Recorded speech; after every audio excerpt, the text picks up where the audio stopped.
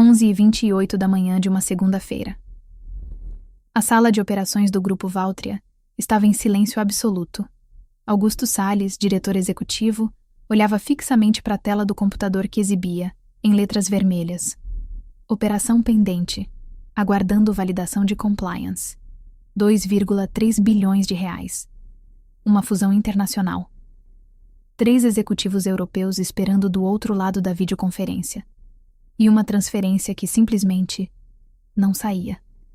Renato Braga, o CFO recém-chegado, tentou forçar a liberação pela 3ª vez.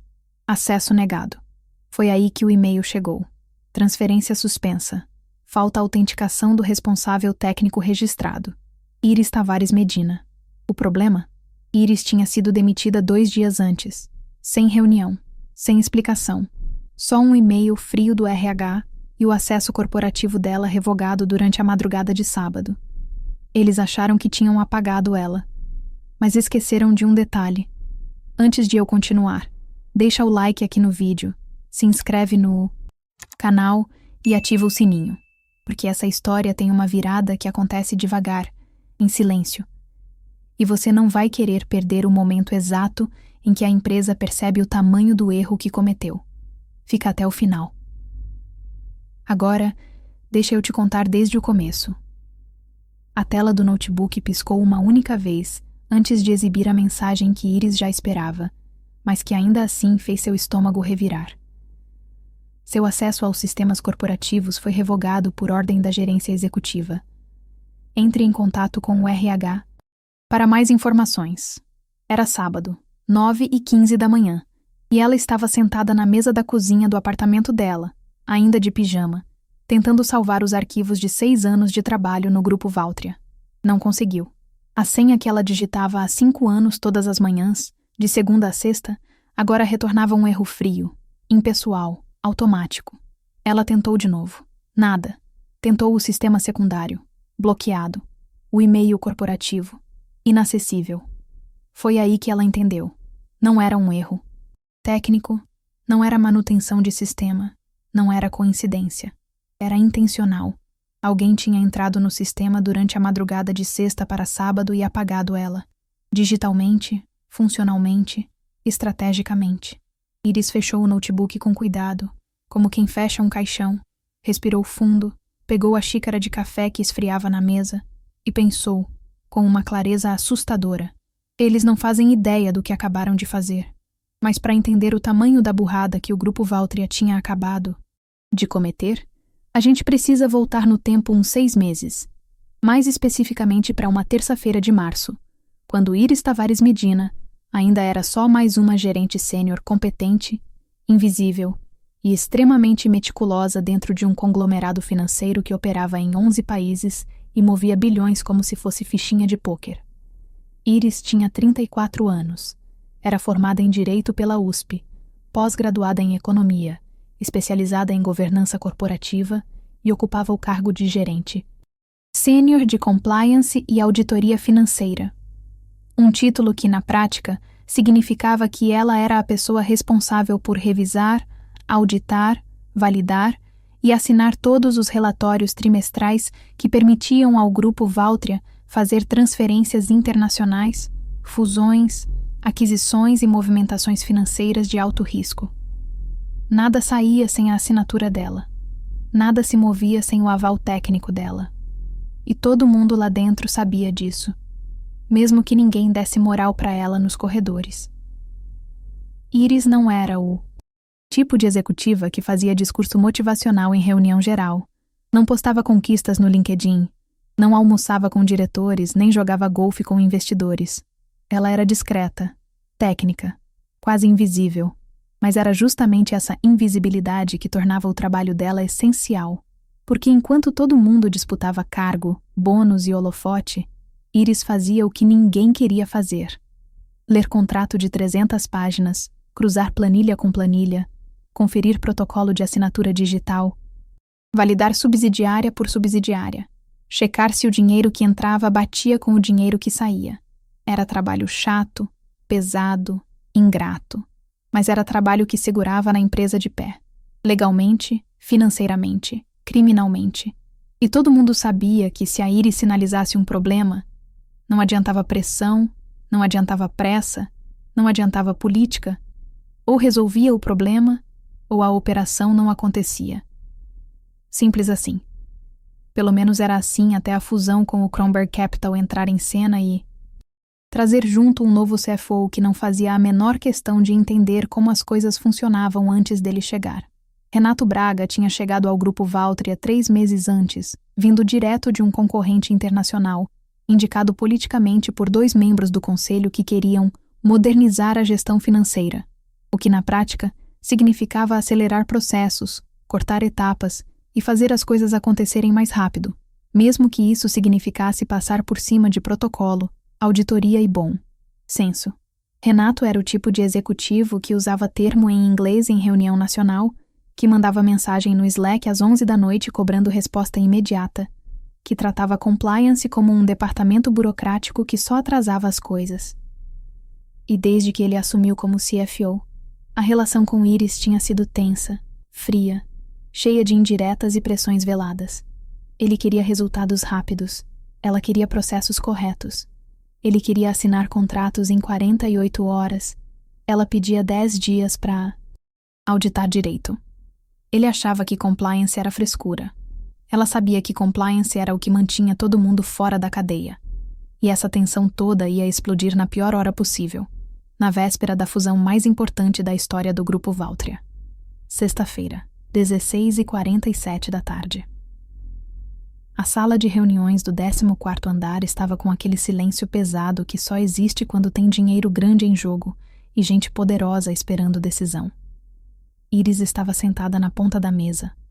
Notebook aberto, uma pilha de documentos impressos na frente dela e uma caneta que ela girava entre os dedos enquanto relia pela 3ª vez o relatório de conformidade que deveria liberar a transferência de 2,3 bilhões de reais para o Fundo Europeu Kronberg Capital. A fusão estava marcada para segunda-feira, 10 da manhã. Faltavam 60 horas. E Iris tinha acabado de encontrar 3 inconsistências que faziam o estômago dela revirar.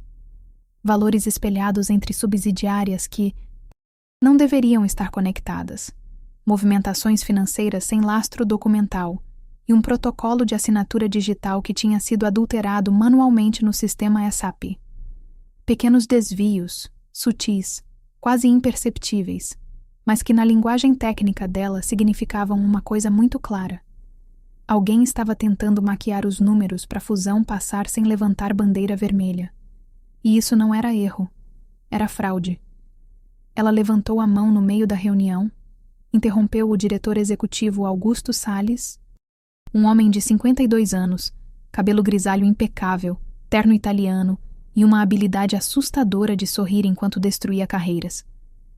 E disse com a voz firme mas educada que precisava de 72 horas para refazer a auditoria antes de assinar qualquer coisa. A sala inteira congelou. Augusto parou no meio da frase, olhou para ela como se tivesse ouvido errado, e então soltou aquela risada curta, sem humor, que executivo dá quando acha que alguém tá brincando na hora errada. Iris, você tá cansada. Tá vendo problema onde não tem. Ela não desistiu. Abriu o notebook, virou a tela na direção dele, mostrou os prints das movimentações suspeitas, citou a cláusula 17b do acordo regulatório, explicou tecnicamente por que aquilo configurava risco de auditoria externa e possível investigação da CVM.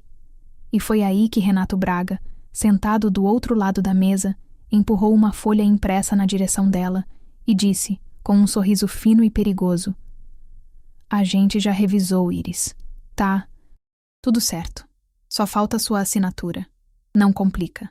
Iris olhou ao redor da mesa. 7 pessoas presentes. Augusto, Renato, 2 advogados internos, a gerente de relações institucionais, o controller financeiro e um consultor externo contratado especialmente para essa fusão. Ninguém se mexeu. Ninguém falou nada. Ninguém apoiou ela. Alguns desviaram o olhar. Outros fingiram estar concentrados nas próprias telas. Um deles deu aquele meio sorriso constrangido de quem sabe que algo errado tá rolando, mas não vai arriscar a própria pele para defender ninguém. Ela sentiu o peso daquele silêncio como uma sentença. E então, Augusto levantou da cadeira. Devagar, caminhou até a ponta da mesa, tampou a caneta que estava na frente dela com um gesto teatral e disse, olhando bem nos olhos dela, com uma voz baixa, mas carregada de ameaça: assina e vai embora, Iris. Ou a gente entende que você não quer mais fazer parte desse time. O coração dela disparou. As mãos dela suaram frio. Ela sabia o que aquilo significava. Não era sugestão. Era ultimato. Assina ou some. Escolhe. A carreira ou a consciência. Iris pegou a caneta, assinou o relatório, levantou da cadeira e saiu daquela sala sabendo que tinha acabado de cometer o erro da vida dela. 2 horas depois, já em casa, ainda com o gosto amargo daquela reunião na boca, o celular dela vibrou. E-mail corporativo. Remetente: RH Grupo Valtria. Assunto: reestruturação organizacional. Comunicado interno. Iris abriu com o estômago embrulhado. O texto era curto, frio, burocrático, escrito naquele tom impessoal que recursos humanos usa quando quer fingir que decisão política é processo técnico.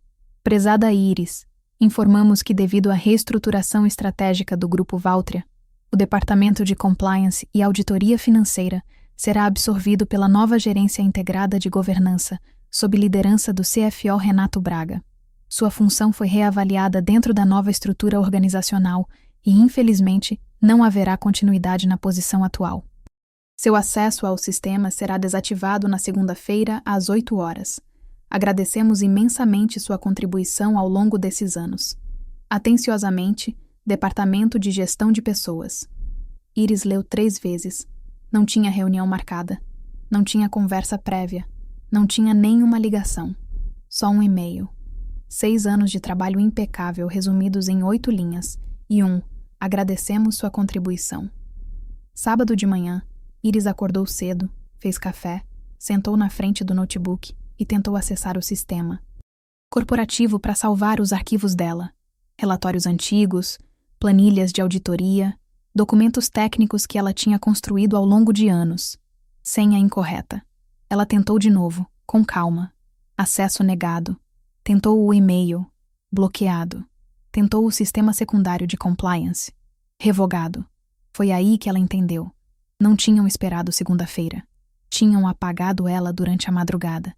E quando ela abriu o LinkedIn, viu que o perfil corporativo do Grupo Valtria já tinha publicado o novo organograma da fusão. E lá, bem no meio da hierarquia, onde antes aparecia Iris Tavares Medina, gerente sênior de compliance, agora estava escrito Renato Braga, Gerência Unificada de Auditoria e Compliance. Ela foi apagada, literalmente, como se nunca tivesse existido, como se 6 anos de trabalho técnico, impecável, essencial, pudessem ser substituídos por uma canetada política e um comunicado de RH. Iris fechou o notebook, respirou fundo, e em vez de ligar para o advogado, em vez de mandar e-mail emocional, em vez de chorar ou surtar, ela fez algo diferente. Lembrou de um protocolo que ela mesma tinha criado 6 meses atrás. 6 meses antes, depois de um episódio interno de fraude que quase derrubou uma subsidiária inteira, Iris tinha criado uma camada extra de segurança. Um sistema paralelo, externo ao SAP, que fazia backup automático de todas as movimentações financeiras aprovadas sob a assinatura dela.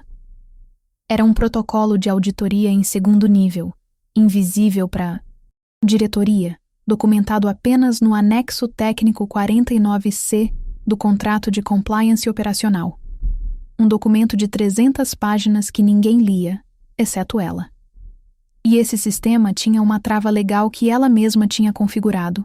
Qualquer transferência internacional acima de 500 milhões de reais precisava de confirmação manual dela, via autenticação biométrica e validação de IP registrado.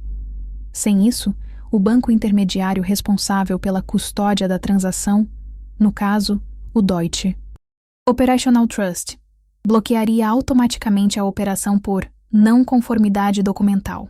Iris sabia disso. Renato não sabia. Augusto também não, porque essa camada de segurança estava enterrada em cláusulas técnicas que ninguém prestava atenção.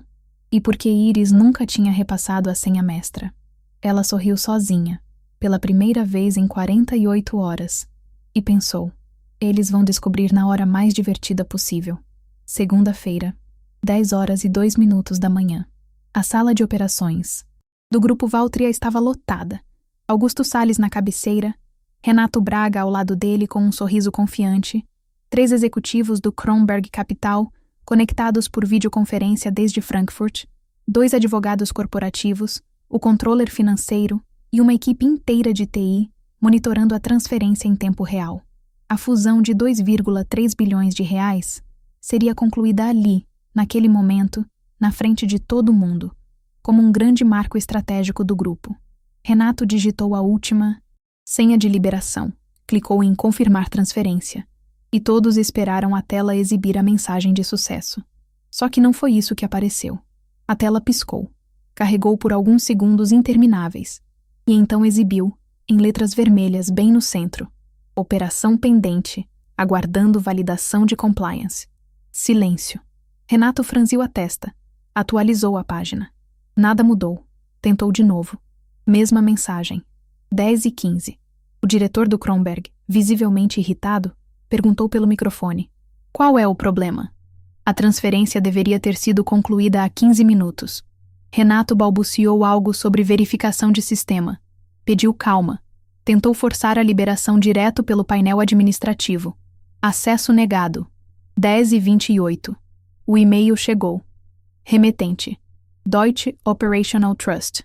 Compliance Department. Assunto: transferência suspensa. Protocolo de segurança ativo. O texto era técnico, direto, devastador.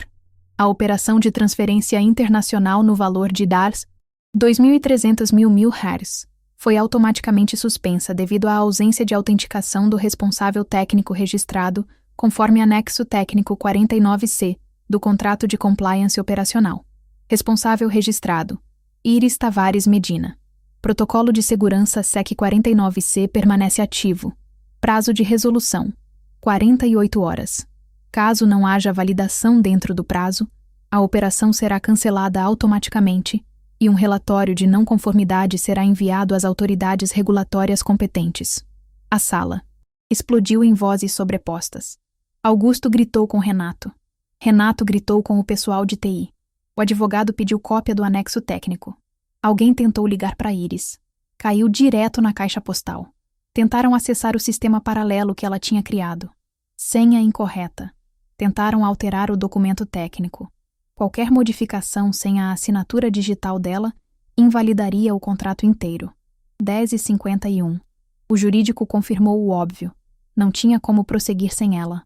11h20 da manhã. Augusto Salles estava parado na frente da porta do apartamento de Iris, sozinho, sem motorista, sem assistente, sem o terno impecável de sempre. Só ele, suando frio, com a gravata afrouxada e uma expressão que misturava desespero com raiva contida.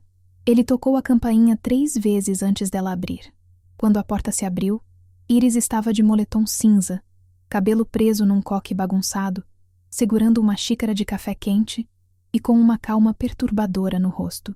Augusto nem esperou ela falar. Começou um discurso atropelado, cheio de desculpas ensaiadas às pressas, que tinha sido um mal-entendido, que a reestruturação foi precipitada, que ela era peça essencial do grupo, que o cargo era dela de volta, que iam revisar tudo, que podiam conversar sobre as condições, que precisavam resolver aquilo juntos. Iris tomou um gole do café, encostou no batente da porta e deixou ele terminar o discurso inteiro. Quando o silêncio finalmente caiu, ela o olhou nos olhos. Não com raiva, não com mágoa, mas com uma serenidade gelada, e disse pausadamente: Eu assinei aquele relatório na sexta porque você mandou, Augusto. Mas eu avisei que tinha problema, e agora vocês vão descobrir exatamente qual é. Augusto congelou. O rosto dele perdeu a cor. Iris continuou, com a mesma voz calma, mas cada palavra pesando como uma sentença. Eu posso liberar a transferência agora. Leva 5 minutos. Eu entro no sistema, valido a operação e vocês fecham a fusão antes do almoço. Ou eu posso esperar o banco cancelar a operação daqui a 48 horas e acionar automaticamente a auditoria externa, que vai encontrar exatamente o que eu encontrei na sexta: fraude documental, subfaturamento intencional e movimentação via subsidiárias fantasma. O Kronberg vai processar o Grupo Valtria por ocultação de passivo. A CVM vai abrir investigação. A Receita Federal vai bater na porta. E o Renato? Bem, o Renato vai responder criminalmente por adulteração de protocolo. Isso se vocês tiverem sorte e a coisa não escalar para a Polícia Federal. Ela fez uma pausa, tomou outro gole de café e finalizou. Ou a gente pode sentar, conversar como adultos e decidir como isso vai funcionar daqui para frente. Mas não vai ser do jeito que vocês queriam na sexta. Vai ser do meu jeito. E eu não tô pedindo, tô informando. Augusto engoliu seco, assentiu com a cabeça e sussurrou: "O que você quer?" Iris não voltou para o Grupo Valtria como gerente sênior. Ela voltou como diretora de compliance e integridade corporativa, com assento permanente no Conselho Deliberativo, salário triplicado, autonomia total sobre auditoria interna e externa e um contrato blindado que garantia a estabilidade por 5 anos, com multa rescisória milionária caso a empresa tentasse tirá-la de novo. Renato Braga foi afastado para investigações internas e nunca mais voltou. 3 semanas depois, saiu uma nota oficial dizendo que ele tinha pedido demissão por motivos pessoais, mas todo mundo lá dentro sabia o que tinha acontecido. Augusto Salles permaneceu como diretor executivo, mas nunca mais olhou para Iris do mesmo jeito. Tinha respeito agora, mas era aquele respeito misturado com medo de quem sabe que perdeu uma queda de braço e não pode errar de novo. A transferência foi liberada na terça-feira de manhã. A fusão foi concluída, o Kronberg Capital nunca soube oficialmente do problema, e a empresa seguiu operando como se nada tivesse acontecido.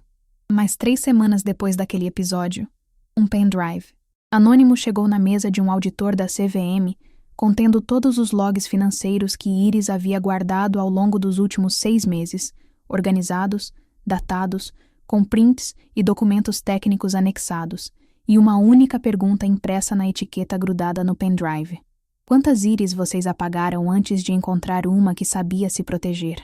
A investigação da CVM levou 4 meses.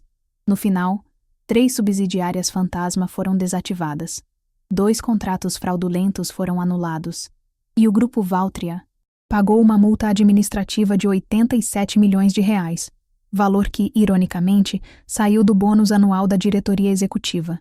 Renato Braga respondeu: processo por fraude documental, e acabou fazendo um acordo de delação premiada, que derrubou mais 2 executivos de outras empresas do setor. Augusto Salles continuou no cargo, mas perdeu completamente o poder político que tinha no conselho. Agora, qualquer decisão estratégica passava pelo crivo de Iris antes de ser aprovada. E ela? Bem, ela virou lenda dentro do mercado corporativo. Ninguém sabia exatamente o que tinha acontecido, mas todo mundo sabia que ela tinha virado o jogo de um jeito que ninguém esperava. Hoje, Iris segue como diretora de compliance, com voz ativa no conselho, respeitada, temida e completamente blindada. Ela não dá entrevista, não posta no LinkedIn, não fala sobre o episódio. Mas às vezes, quando alguém novo chega no Grupo Valtria e pergunta como as coisas funcionam por lá, os mais antigos dão aquele sorriso de canto e dizem: aqui, compliance não é departamento, é poder, e quem manda nessa área sabe exatamente o que está fazendo. Se você gostou dessa história, deixe seu like, compartilhe e se inscreva no canal. Comente aqui embaixo de qual cidade você está assistindo. E se você já passou por algo parecido no trabalho, ou conhece alguém que foi subestimado e deu a volta por cima, conta pra gente nos comentários. Adoro ler essas histórias reais de quem não aceitou ser apagado.